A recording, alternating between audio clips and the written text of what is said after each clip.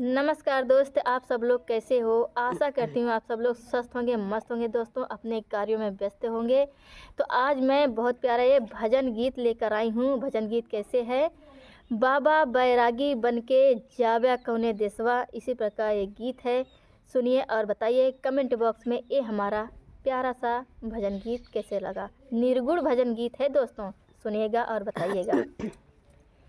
बाबा बैरागी बनके जाव्या कौने देसवा, बाबा बैरागी बनके जाव्या कौने देसवा, बाबा बैरागी बनके फूलवा बिनिया चुनी हारवा बनाऊ बे, फूलवा बिनिया चुनी हारवा बनाऊ बे, मालिनी भेला साधई के मिल बैठा बुआ गवा, बाबा कौने देसवा, बाबा बैरागी बनके जाव्या कौने देसवा, बाबा बैरागी बनके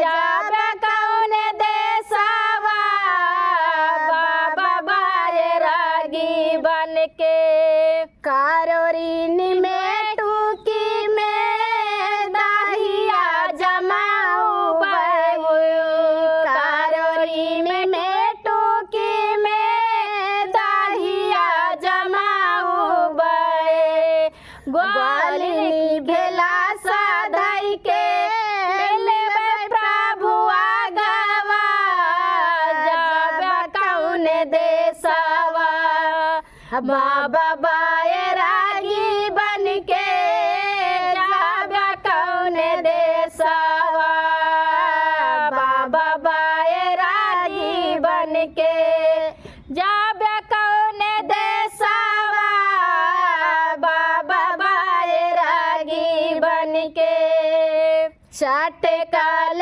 रंग में चुंदरी रंगाऊ बे, चटकल रंग में चुंदरी रंगाऊ बे, जोगिनी भेला साधई के मिलबे प्रभु आगवा, जोगनी भेला साधई के मिलबे प्रभु आगवा, बाबा कौने देसवा, बाबा बैरागी बनके जाव्या कौने देसवा, बाबा बैरागी बनके जाव्या कौने देसवा।